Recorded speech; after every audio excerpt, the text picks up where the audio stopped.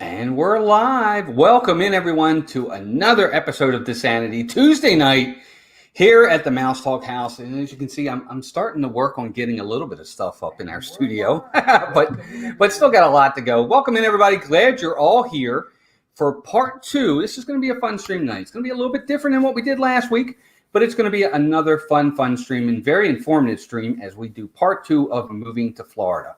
And tonight we're going to talk a little bit about moving in this area or possibly getting a property as an investment property. Our two special guests are backstage. They're going to come in just a minute, and we're going to get into this headlong, and we're going to have such great time. But before we do that, of course, we're going to do a little bit of mousekeeping to get started. Dean, The Live Place, check them out, theliveplace.com. If you're looking for streams, family-friendly, Disney or non-Disney, it's not all Disney over there. Be sure to check out Dean. He's a great supporter of this community, and this is our way of supporting him back. Also, don't forget about our two partner channels, Steve's World and Disney Dan. They're also fantastic guys. You know who they are. If you don't, go check them out. And if you like what you see, be sure to subscribe to their channel. Also, we want to say to Magic of the Mouse Radio, be sure to check out Magic of the Mouse Radio. 24/7 Disney music. They are fantastic. And, of course, Melissa and I have our podcast on there every Monday morning at 9 a.m. So be sure to check that out as well. Thank you to all of our members. Members, you go above and beyond with your generosity and loyalty by being members of the channel. We appreciate that as well. And let's say hi to everybody in the chat real fast, and then we will get started. Francisco's here. Michael Redmond is in the house. Dino is here. Stevie Lee is here. What's up, Chris? Chris Slemmer, my buddy, is here. Kirk's Robotics is here. Joy S is here, a member. Timothy Rainwaters is a member. He's here as well. Chris is also a member. I meant to say that, Chris. Thank you, pal. Michael Redmond is in the house. Brian Eisenhart, what's up, Brian? Good to see you, pal. Leanne Sherbick, another one of our members and a very good friend, is here. Christine Hickman's in the house. Let's see who else is in here. Melissa, there's my better half, is here. Candy Mom is also in the house. Candy Mom's our first member. Noelle Price is here.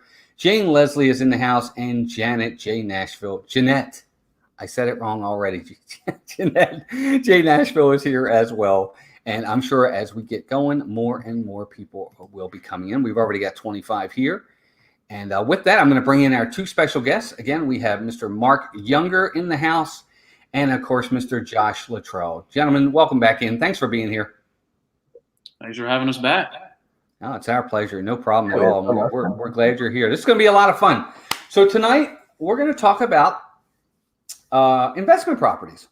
So sometimes people want to get a house down here, but it may not be necessarily, and tell me if I'm reading investment property wrong, may not necessarily be something they want to live in full time, but they want it as an investment. Am I on the right page there, or am I kind of going wrong? Yeah, absolutely. I mean, a lot of the people that we work with actually call them second homes. So they want to be near Disney. Obviously, if they're here listening to DISANITY, you know, they're here. They're on Mouse Talk. They're Disney-aholics, Disney-ophiles, call them what you want. So they love it as much as I did. That's why I moved down here too. So, you know, basically you can do two things. You could just have it as an investment property, but most people, they'll come down 1, 2, 3, 4 weeks of the year, enjoy 1 or 2 vacations, and the rest of the time it makes them money. Good. Yeah, I was just saying, I talk to a lot of people that buy the investment home because they come every year. So they're like, might as well have a house to come to and then rent it out. And they, you know, instead of renting a house every year, they own the house to rent it out. That makes sense. But you know what? Before we dive into this fully, I want you guys, for those that might be new here, weren't here last week, if you could both kind of introduce yourself, give everybody a little bit of history of you and in the business. That way they know who you are. And then we'll kind of jump right into it. We'll start with you, Josh, today. I know we started with Mark last week. We'll start with Josh this week. All right. Yeah. So I've been in Florida for, I think I came down in September of last year. Originally from Maine, grew up in Maine, went to high school, went to college at the University of Maine, graduated with degrees in marketing and management. And then got sick of the winters, didn't want to shovel any snow anymore. So I packed up my car, drove down here, and been doing real estate ever since, and loving Florida. So, well, again, we're glad you're here. Yeah. Mark? Yeah, I moved down about 4 or 5 years ago from Montreal. Same reason. My wife and I came down here with the kids for a vacation. Did Disney, Universal, Legoland, SeaWorld. said, why do we live where the air hurts our face again? And we just realized, like, there's no reason. So we looked into getting a visa down here and moving down, and I followed my dream. And now I live, 20 minutes from Disney, and love it. Blizzard Beach, Typhoon Lagoon, and the 4 parks and Universal and everything else. So glad we made the jump when we did. Amen. Amen. A couple people have jumped in. Nathan Reed is here. Piglet Rue is here as well. Good to have you here. Charlie and Stacy, the Disney Nerders. And Jim, more sunshine, please. What's up, Jim? Good to see you, pal. Well, gentlemen, let's get into this a little bit. I'm going to bring the screen in to kind of get things started. And then I'll present the screen, and you guys can kind of go ahead and start. Mark, you're going to kind of lead this, correct? Yeah. Okay. Hey, Pam. Pam's here as well. All right, Mark, I'll kind of let you take over.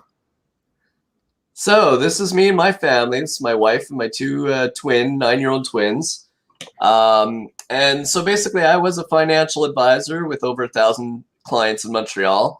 Had a good life, but was just sick of being cooped up 7 months of the year, 8 months of the year, with not much activities to do. We'd go to the trampoline place or the mall, or the trampoline place, or maybe the mall.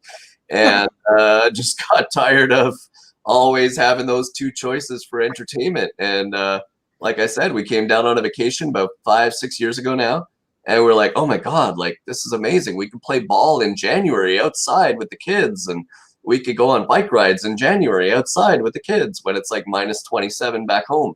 So and we just love the Disney parks. So we became AP members. My wife homeschools, so I can just finish work, and if I don't have a client that day, I just go, hey, let's just go to Universal Studios. Let's go to, let's go to Animal Kingdom. We've been members of Disney, and we kind of rotate. So we did Disney for 2 years, then we did Universal for 2 years, and now we're going to be back to Disney for 2 years. So, we usually rotate. So the reasons for moving to Orlando, I was tired of driving on black ice. I don't know if any of you from New York, New Jersey, or remember or know the experience, but it sucks.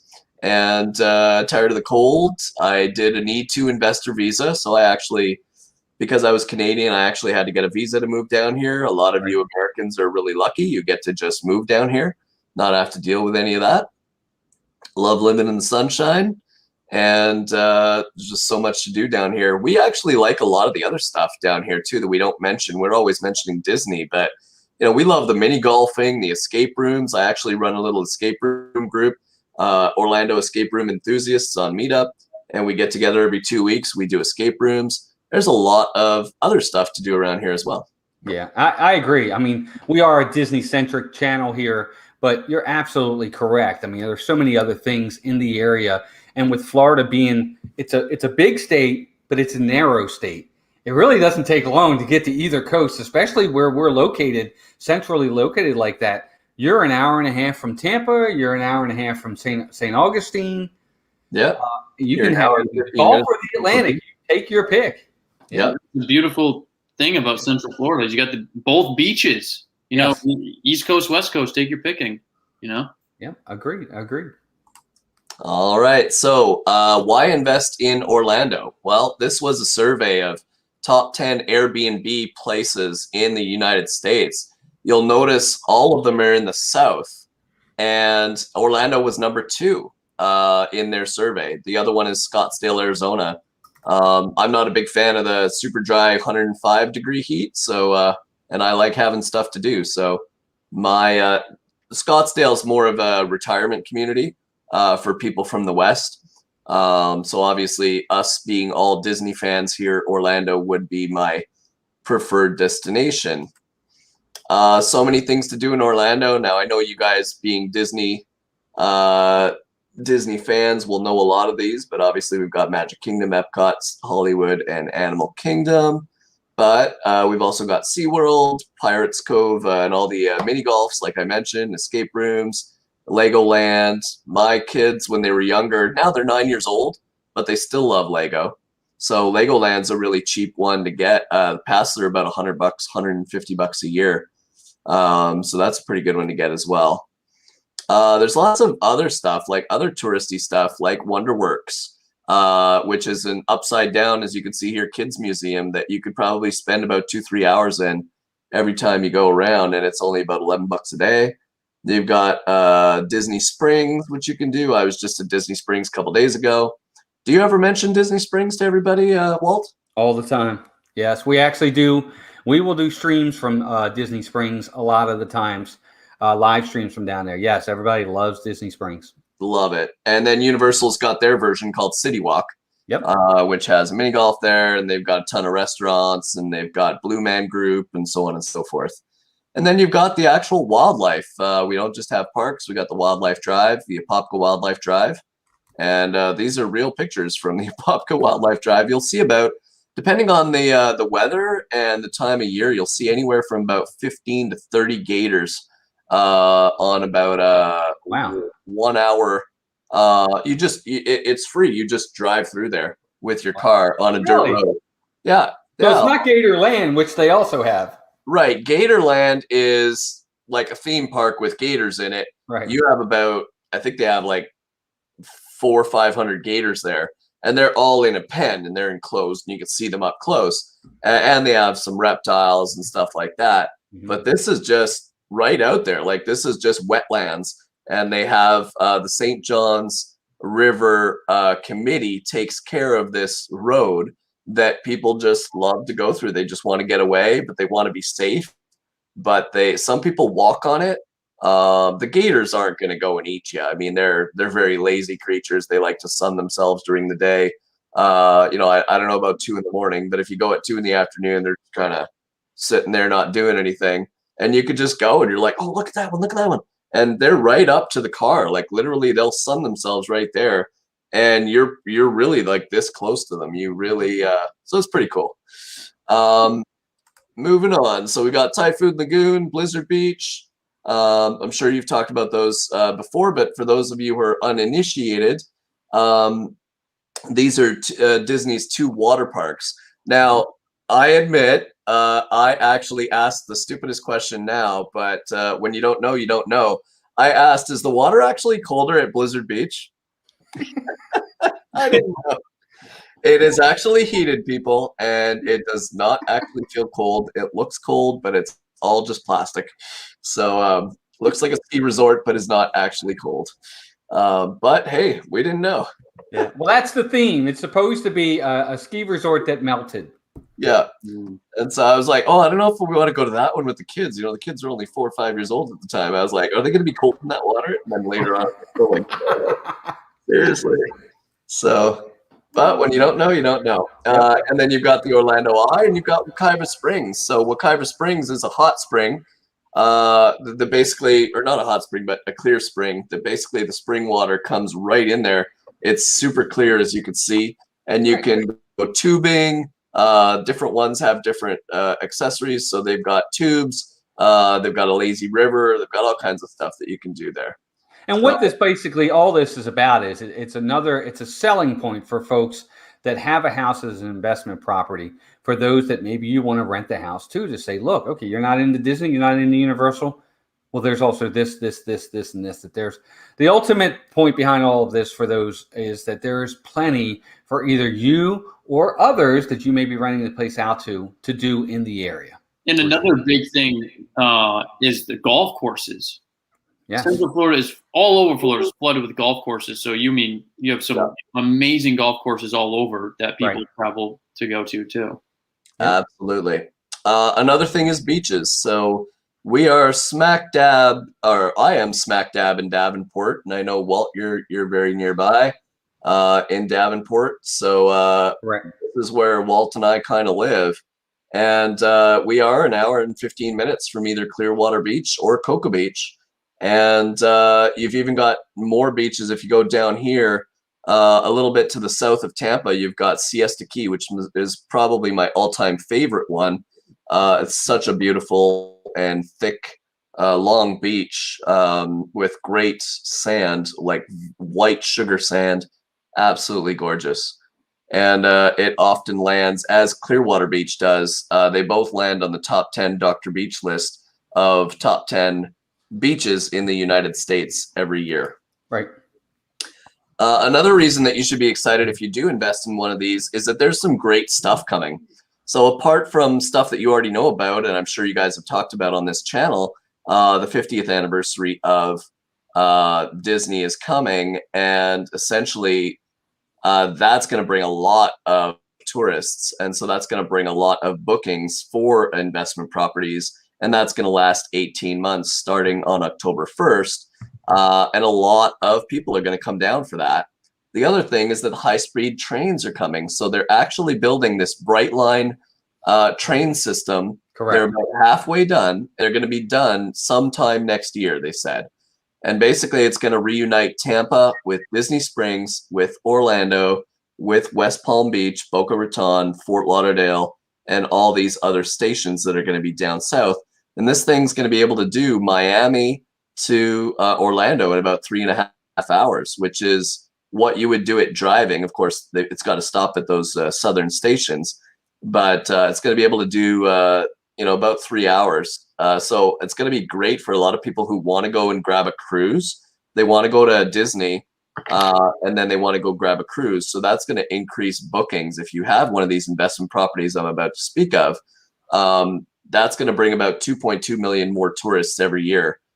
Just from Miami, Fort Lauderdale. And I predict probably another million from Tampa that are going to want to come across and just do a day trip or 3 days and just stay at an Airbnb. Oh, look at that. You're going to have one.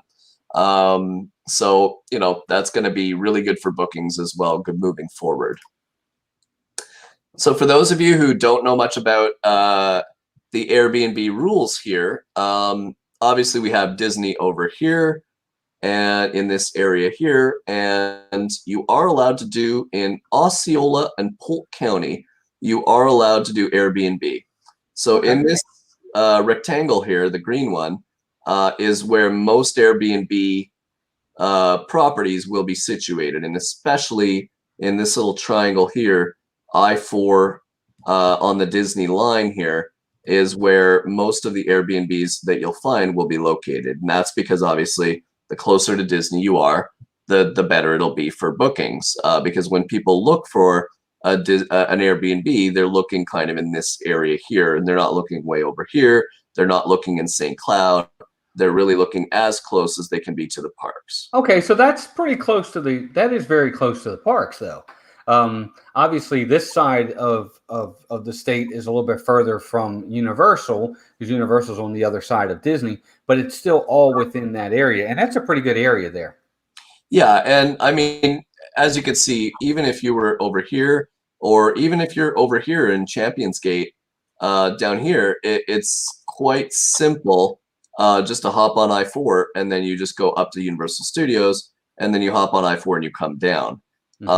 That's actually will take you the same amount of time as if you were like over here and having to go through all these little boulevards and these red lights. So being on I-4, you just hop, skip, and jump up there. I mean, I live right about here in Champions Gate, and yet for me, it only takes me about 26 minutes to get up to Universal Studios. Correct. I do want to say that. I do want to say real fast, if I can interject, everybody in the chat, if you have questions as we go along, hold those questions to the end. Both Mark and Josh will be answering the questions in the end. I mean, you can post them now, but I'm not going to see them. We're not going to answer them until the end. So if you have a question, if you can wait and hold it to the end, that's great. If you did post it, just kind of repost it at the end. Sorry about that. Thank you. All right. Moving on. And I noticed somebody said, was mentioning VRBO, DWG Adventures. Yes, VRBO and Airbnb. When I say Airbnb, I mean just short-term rentals, really. Whether it be what we do, actually, I'll mention it. I have a property management company that manages a lot of these, and we get on 75 different channels. So we'll get on Airbnb, Travelocity, VRBO, and then a ton more. Got it. So the process, the way it works, if you are interested, the first thing to do is get pre-qualified. So it's 10% down for Americans, 20% down for Canadians. And I just realized I have a typo in there. So it's actually 10% down. What we do is we tell them that it is a second home for you. So by having a second home, as long as you come down once in a while, they consider it a second home, and you will get to benefit from only 10% instead of 15% down. So a $500,000 6-bedroom home that will rent really, really well will actually only become $50,000. A $400,000 or $300,000 home is only really 30 or 40 grand down. And then once you've done your, so the first thing is to get, call me. We'll get in touch with some good lenders. We'll get you a pre-qualification. And once you're pre-qualified, then you know what your budget is. Once you know what your budget is, then I'll send you listings of properties. So you'll tell me, okay, Mark, you know, we'd be looking for a 4-bedroom townhome or a 5-bedroom home or a 6-bedroom home, whatever you're looking for, or even a condo. Obviously here, the bigger, the better. So if basically you can figure about $50 to $75 per night per room. So if the reason that I suggest getting something bigger, if your budget allows it, is because if you're renting a 2-bedroom condo, you're only really going to be able to charge like $100 a night. But if you have a 6-bedroom home, you're going to be able to charge $300 to $400 a night. And I have friends that theme them and even get $500, $600 a night. Yeah, and then you're really going to be able to not only break even, but you're going to start to make money. And that's where it becomes fun. Is A, you have a place that you can come every time you want to go to Disney, and B, doesn't cost you anything, and C, you're actually making money. So it's kind of a fantastic thing to have. And D, as we can, I think Walt, you can attest to, and Josh too, it's going to appreciate. Homes have appreciated fast too. 12 to 20% right now above last year. Mm-hmm. So you know, investment right there that you don't see most other places. Absolutely. Yeah. There's a lot of states that are losing people, like Illinois and New York and so on, and California, and we're actually gaining people. We're supposed to go from 21 million people to 25 million over the next few years, as I mentioned last week. So I'll send you listings. You tell me, hey, Mark, we're looking for a 5-bedroom home, as an example. I will send you listings. We'll talk about, do you want in an amenity resort like the ones that we're seeing here, with a clubhouse and a grand pool and maybe a lazy river, or you know, a clubhouse with an arcade in it for the kids or something like that. So these types of resorts cater to you know, resort style homes, and essentially they have all the amenities that resort people are looking for. So they love, you know, and it obviously on Airbnb, it goes a long way when you can show these beautiful large pools and these fountains and these clubhouses. I mean, people will just flock to those types of properties. And then if you're in, you know, if you're in Maryland, or you're in New York or New Jersey, and you say, you know, I can't make it down, but I'd like to buy it, I will go, or Josh will go, and we'll take video for you. We'll do FaceTimes with you, and we'll get it to the point where you have seen the inside, the outside of the home, the clubhouse. You'll really feel like you know the property inside and out. The other option is, if you can make it down, even better. You know, you make it down, you fly down for a week or a weekend, you come down, we'll put you up in a place, and we'll go shopping together. And essentially, that gives you the time to kind of relax and come out with us for a couple days, find the property you like the best, and make an offer. Very nice. The buying property down here is just the same as anywhere else in the United States. Right. We'll do an inspection, an appraisal, we'll close on it, and then we can renovate it. I'll get into the details of what I mean by that in just a second here. So here's the financials of it. There's 2 options. So we're going to go through the 2 options. The first one is the turnkey. So if you just want something real nice with granite countertops, beautiful floors, and just something that's very easy, doesn't need any renovation, this is kind of an example of what that would look like. here's one in Champions Gate where you'd buy a 6-bedroom to an 8-bedroom property for $550,000. You'd put $55,000 down, and then you'd theme it. Why would you theme it? So the reason you'd theme it, I have a proper theming company called Home Theme Orlando. Can I show my screen here if I switch it over? I think so. Yeah. Should be able to. If I do this. Yep. Perfect. There you go. So this type of property is the type of thing that we'll do is we will do a super theme room for you, or two. And let me just interject, Mark. I will tell you this. A lot of these themed rooms, a lot of the folks that are in here, they definitely know what they are because they have seen other videos of folks that have gone to these and they've seen the rooms where they have the one house that is all Star Wars or Harry Potter or Disney. So they definitely know what themed rooms are for sure.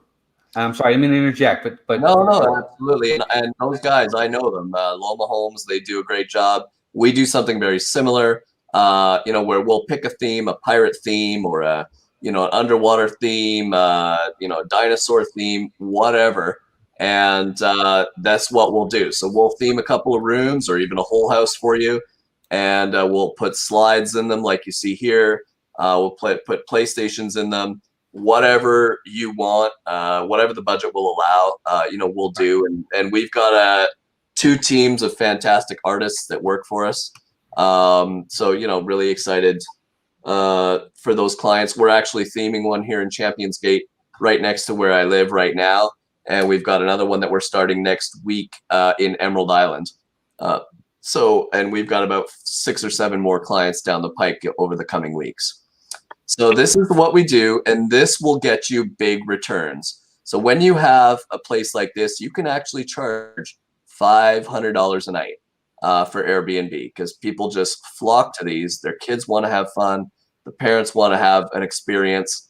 And it's the same reason you'd stay at a Disney hotel. The thing is, instead of staying in 300 square feet, you get to stay in a 3,500 square foot home with a barbecue and a kitchen.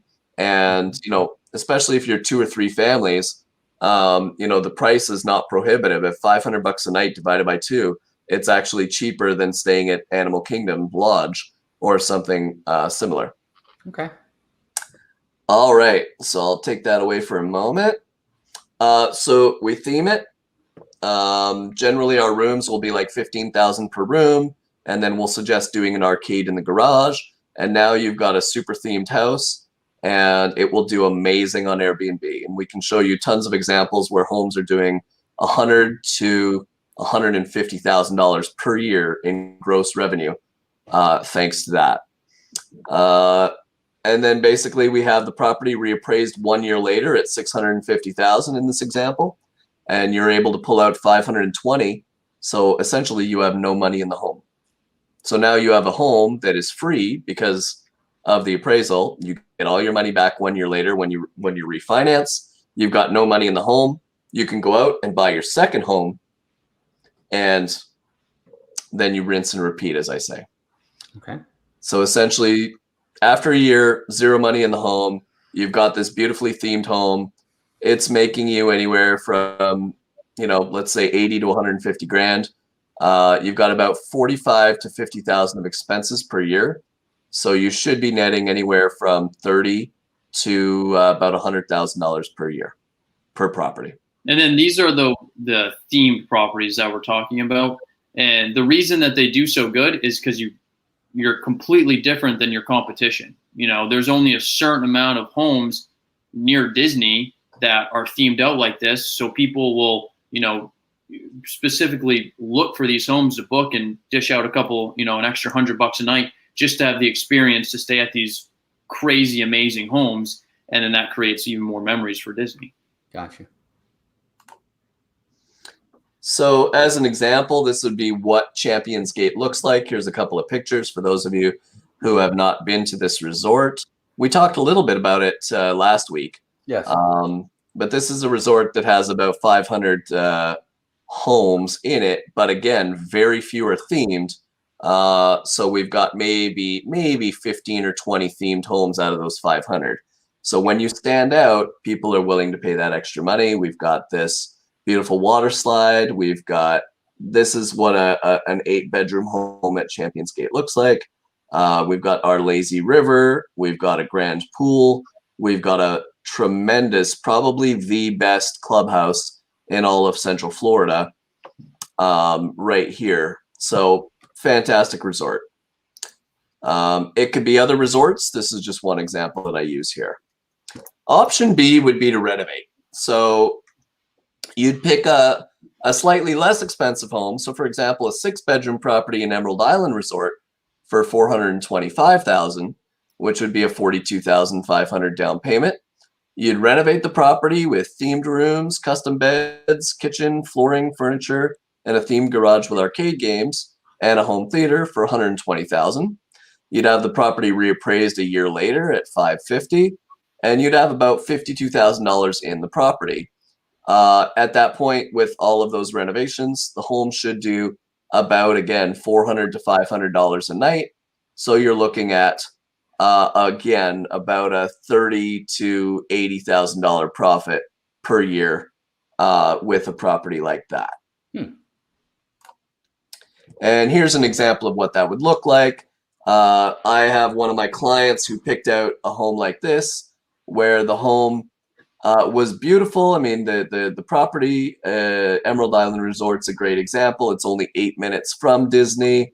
Got a beautiful pool in the back. The only thing was the home was kind of a little dull. So if you look at this room here, it's cute, but you know, it's just a beige room. My kids would not be like freaking out about a beige room. You know, again, everything was beige, beige, beige, beige and green, beige, beige and purple. You know, kids are like, well, this is cute, but you know, they're not super excited about staying there. And let's be honest, when parents are looking at Airbnb with their kids and they kind of go through all these homes and they're like, what about this one? Meh. And then, you know, when you see what we did to it, you'll see why it's doing so much better in terms of renting now. So this might have been doing about $200 a night, maybe $250.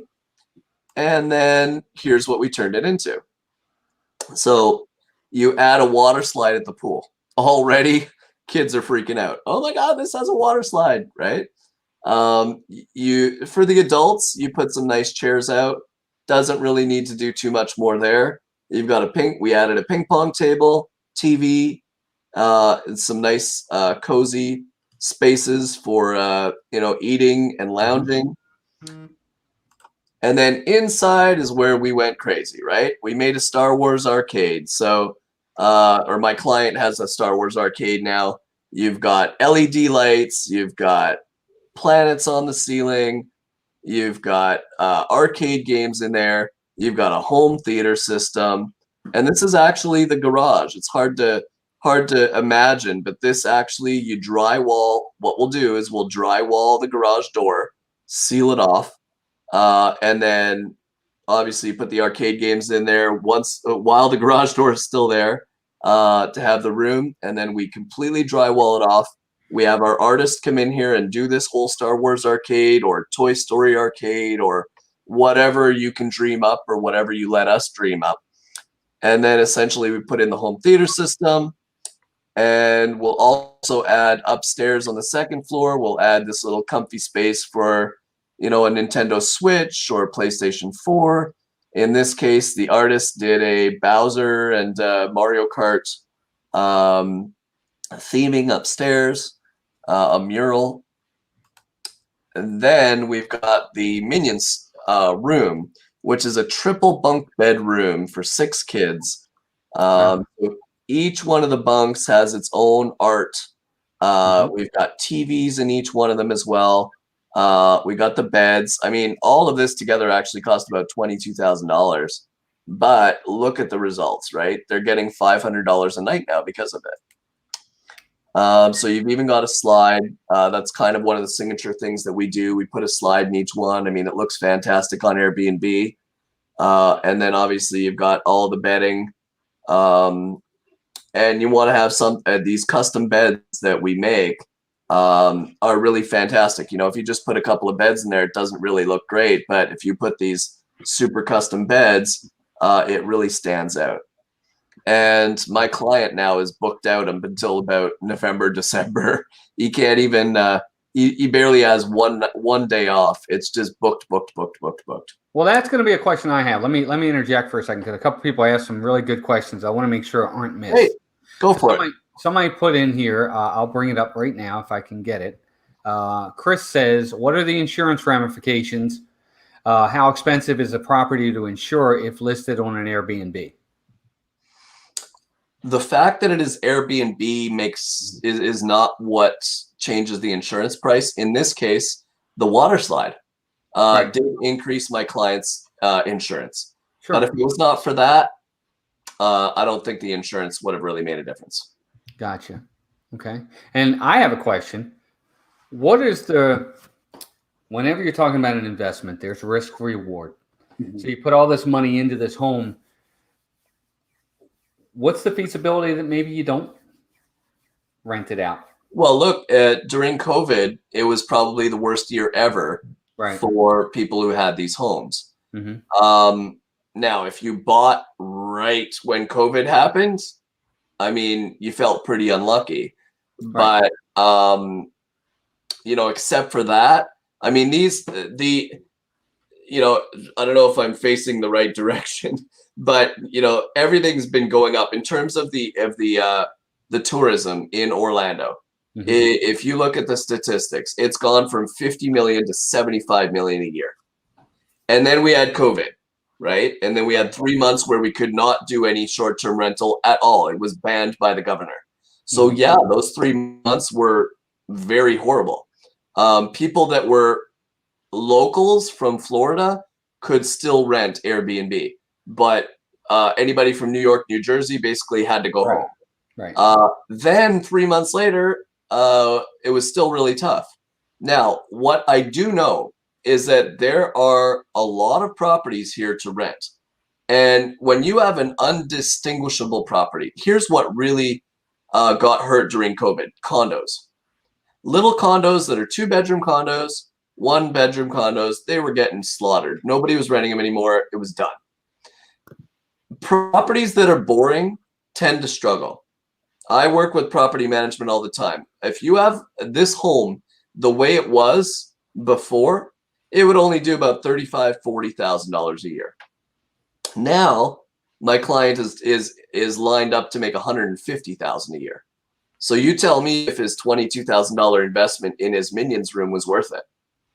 Right, and you also have the appreciation of a property like this that appreciates like the regular market, if not better, but also has a strong rental history for if you wanted to put it back on the market and you didn't want to manage it or have it anymore.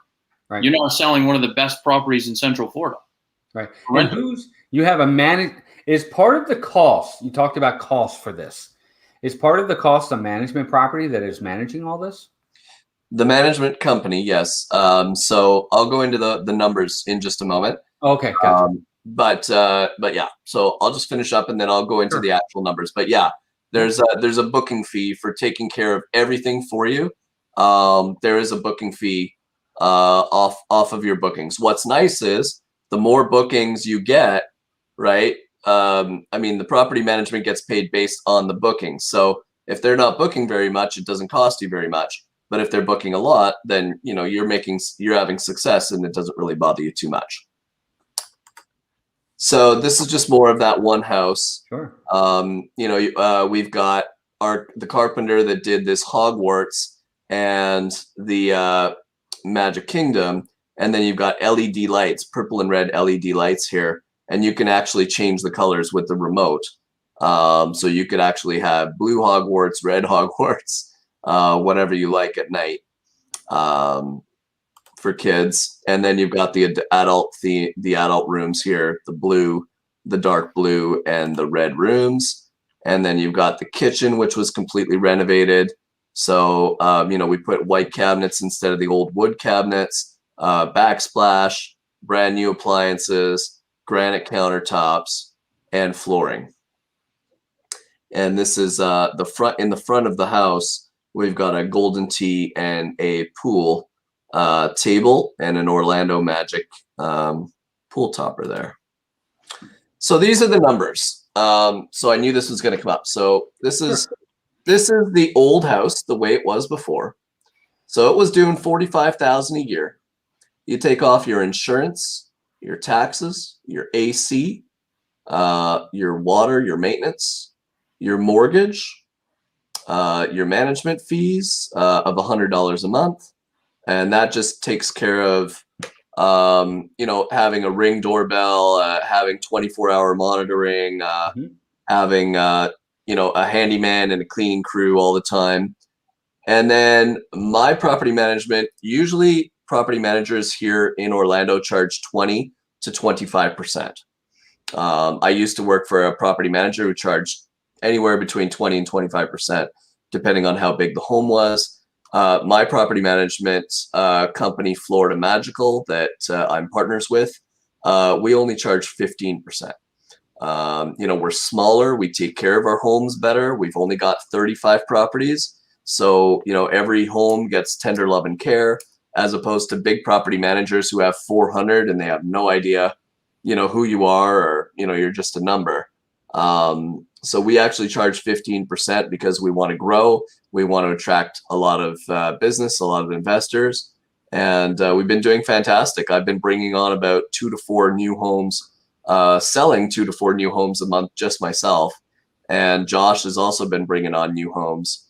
And so we've been doing really fantastic. We're having phenomenal growth. The HOA in this particular community, which is called Emerald Island, is about $326 a month, so about $392 HOA a year. So when you take your $45,000 minus your costs, you'd have $5,600 left over, which is still pretty good. I mean, you're making money, it's not costing you anything, and you get a home that actually will appreciate. This particular home has appreciated about $70,000 in the last 6 months. Wow. So not only would these people have made $5,000, but it would have also made $70,000 of appreciation that it's gone up. Now, we themed it, and I'm putting here a very underestimated amount because I like to underpromise and over-deliver. But the reality is we actually skipped ahead to year 4. My client is making between 125 and 150 already in his first year taking over, and he wants to buy another one right now because he wasn't sure. He was like, well, am I going to do 65? Am I going to do 85? And he just told me, he said, I was getting people at 350 a night, and you know what? I'm increasing the minimum to 450 now, so that I could get higher quality clients. I'm like, wow. So he's going to be doing 125 to 150. His costs are there, and he's going to net, after all of his costs, about $73,000 a year for a cash-on-cash return of about 72%. Wow. So if any of you guys want to look over these numbers later, you guys want to go over particular scenarios or the particular amount that you have to invest, or what kind of home you'd like to get, we could definitely do that. We can have a one-on-one call. No problem. I'm available to you anytime. But these are the numbers for a home like this. So even the other thing too, real fast. Yeah. Both Josh's and Mark's information is in the description for this video. You'll see their email address and their phone number, so you can contact them directly. If you just go down to the description, you'll see it. They're right there. That way you can contact them. Whether it's we're talking investment properties tonight, but if remember last week we talked about buying a home down here. If you want to move down here, whichever is your niche, maybe it's both, maybe it's one or the other, they are definitely the guys you want to contact. You can move down here for 2 months of the year, or 2 weeks of the year, and just come on vacation. You can move down for 6 months of the year and have one of these vacation rentals, or you can move down full time and have something like we were talking last week. Yeah. And Mark, did you talk about in the commission for the booking? I don't remember, but they also handle like the marketing for the home. So they handle, putting it out on all the websites, VRBO, Airbnb, and doing reservations, everything. I'm not sure if you touched on that or not. Thank you. Good point, Josh. We actually, I did touch on a little earlier where basically mentioned somebody was asking about VRBO, and yeah, we put it on VRBO, Travelocity, Airbnb, which are kind of the big three. And then we've got 72 other channels. So we have a software that combines your calendar on each one of the websites so that we don't overbook you. And basically we put out the marketing so that you are, out there to as many people as possible. Everybody knows about you. And then when we do, the more theming we do, we try to get on podcasts and talk about your home. We try to get out there to different avenues, Facebook marketing, and so on and so forth, so that a lot of people know about your place. Right. And that 15% is, everything that you could think of is covered for it. So you own the home and you collect a check. You don't have to clean it. You don't have to do handiwork on it. You don't have to do anything. You just own it and then collect a check on it. Yeah, and we take care of pool cleaning, the regular cleaners that come in after every person. That's taken care of. The handyman that works on our staff is taken care of. When we go in, we'll set up a new thermostat for you so that your people cannot put it down to like 54 degrees and give you huge AC bills. We'll set the thermostat at a certain temperature or a certain range so that you won't have high energy bills. Right. We set up all of that. We take care of everything. So it's really like hands off for you. Now, and anytime you want to book, you would just go on the calendar yourself and you could knock off, these weeks I'm going to be on vacation there. And so you won't have anybody in there while you're home. Nice. Very nice. Well, there's definitely a lot of profit involved. Obviously, look, it's like anything else. To make money, you got to spend money. So, yeah. I mean, you have to be honest with everybody there. Right. So and that's a good point is that, these homes, they're bigger homes. I mean, they're 8 bedrooms, so they're big homes. But you're going to make more money off an 8-bedroom home, like Mark was saying, than a condo. But you'll still make money off every avenue. But the bigger the home, the more money you're going to make off your investment. Right. And I just want to be clear. This is one example. 6-bedroom, 8-bedroom homes, 5-bedroom, 7-bedroom homes are an example. Now, after I do this presentation, if somebody comes to me and goes, "Hey, Mark, can I get a 4-bedroom home? Because my family, when we come, that's kind of all we need." And then, if you want to book it and just make sure that we make a bit of money, we're okay with that. We don't need to make $80,000 a year, $50,000 a year. We're just happy coming down on vacation and having a fun couple of rooms and a cool arcade to play in while the kids are here. Then that's totally fine as well. So please don't think that I'm pushing the bigger homes. I do like the bigger homes because they make our clients more money. But there are also people that say, "Hey, I just need a 4-bedroom. I might even want a 4-bedroom townhouse." And then we don't even do an arcade. We just do 2 themed rooms and we're set. We're good to go. Right. Yeah. It's really your pick, ultimately, folks, is what he's saying. Is Absolutely. They'll do what you want. He just wants to show you some of the higher ends that you could go if you're looking to go that route. So it makes sense.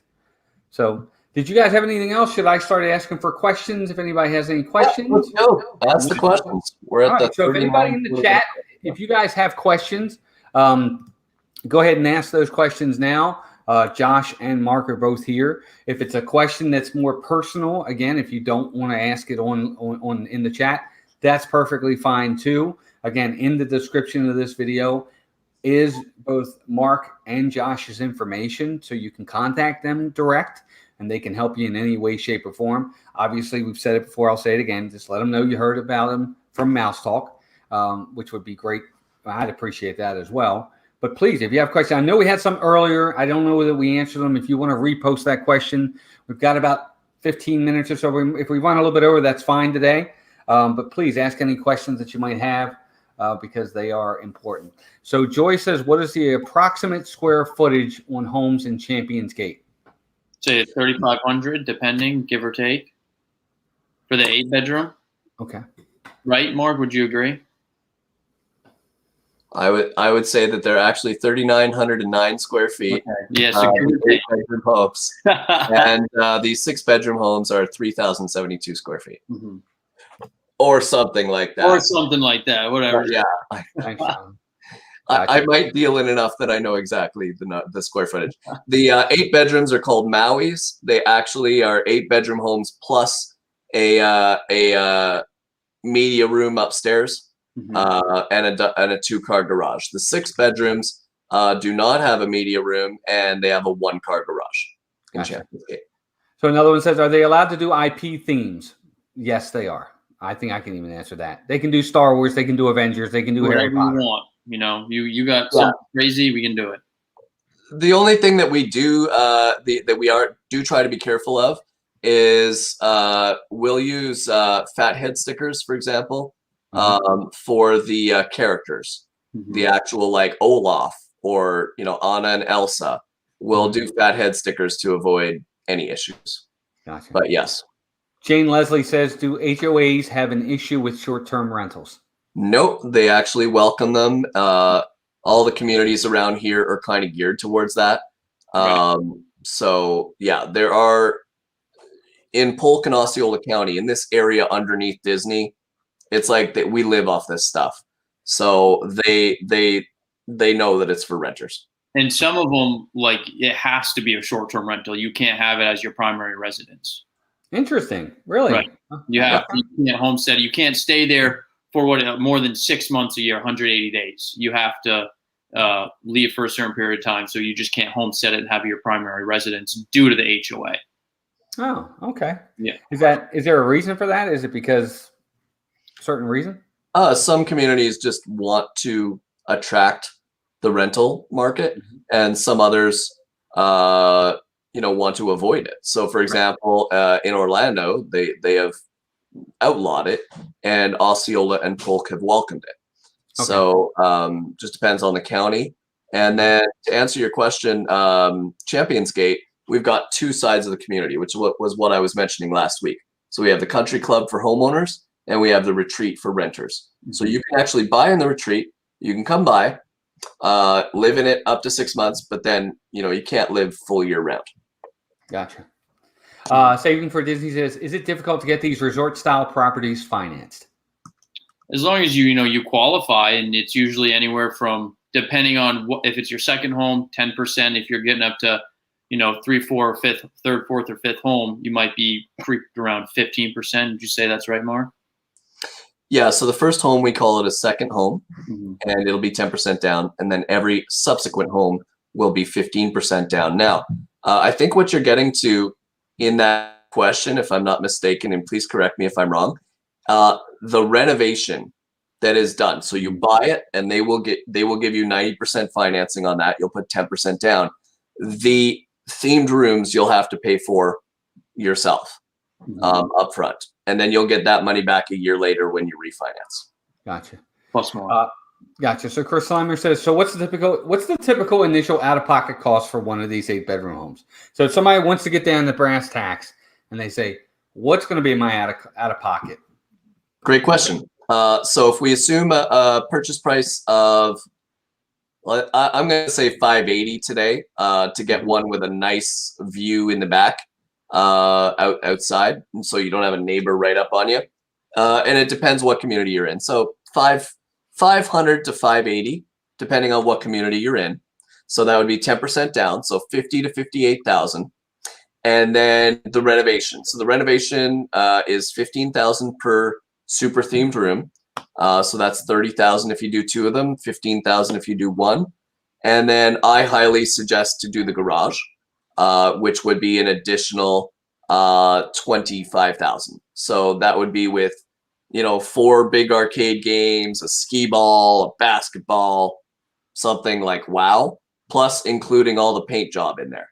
So we would do a supreme painting all around the garage. We would turn it into something like the Star Wars arcade that you saw, and that would be all inclusive with the arcade games, $25,000.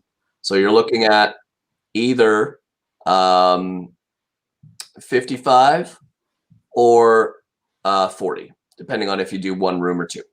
And then the down payment as well. So where would you say ballpark, 100,000, 110,000?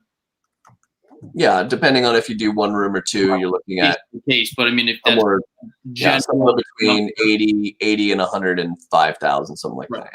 Gotcha. Okay. No, that's great. Yep. Again, it's important to know these things because, again, a lot of times people just want the number. Right. They want to be able to say exactly what that is, and go from there. Well, I don't see any other questions coming up in the chat. Anybody else have any other last-minute questions? Please ask now. Or, again, you can always reach out to Josh and Mark. Jonathan posted their information. Thank you, Jonathan, for putting it in the chat. Again, it's in the description of this video as well.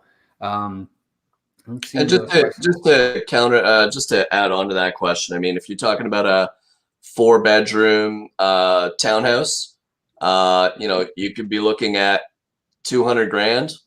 So you're talking about 20,000 down, and then 1 or 2 themed rooms. So if your budget is more like 35 to 50, then a 4-bedroom townhouse in somewhere like Encantada that's got all of these types of Emerald Islands level amenities, where you've got your community pool, you've got a clubhouse.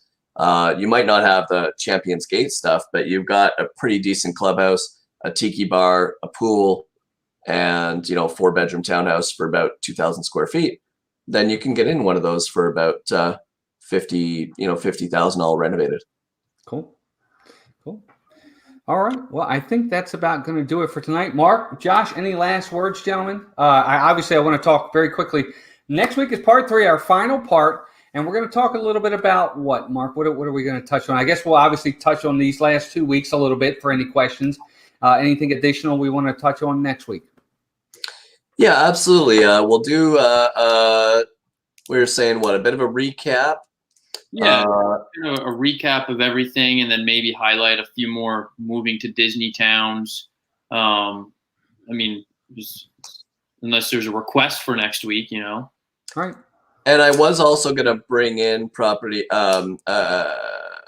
maybe a couple of people from our team, for example, David, who does all my inspections, to kind of go over, all of the levels of, financing, how to get financing, and then how to do, the inspections and all that are involved in purchasing a property, whether that be an investment property or, like we were talking about last week, buying a home. Okay, great. Well, thank you to everybody. Again, my 2 special guests, Marc Younger and Josh Luttrell. Guys, gentlemen, thank you for being here. We definitely appreciate it. And this has definitely been highly informative, very educational, a lot of fun. And next week, I'm going to put you guys on the hot seat a little bit, too, talking about Disney. Going to be asking you both some Disney questions. So that's going to be a lot of fun, too. So is this going to be a quiz format? You'll have to wait and see. It might be as easy as saying, can you tell me what your favorite ride is? Or it might be, can you tell me when the park opened? Oh, man. All right. I can do that. A face-off between me and Mark. So you might have to study up. No. Right. No. But guys, thank you again for joining us. Again, let me say thank you to everybody in the chat for being here. We definitely appreciate you taking your time out. You definitely have choices of what you do with your time, and you decided to spend it here with us. So we definitely appreciate that. We are very thankful and honored. Again, to our members, thank you for all that you do. Thank you to my mods. Mods, I know we had some people come in early, way to handle that. And mods, thank you for sharing out Mark and Josh's information as well. And just thank you all for being here. And we will be back later on this week ourselves with some streams this weekend. Be sure to look for them. Melissa and I have a big challenge video going out Saturday afternoon. That's going to be a ton of fun. And, of course, we'll be back in the parks, which is going to be great as well. But until then, guys, hope you all have a great, great week. Thanks for being here. And until then, take care of yourselves and each other, and we'll talk to you soon. Thanks so much. Bye, everybody. Bye, everybody. My pleasure. Bye.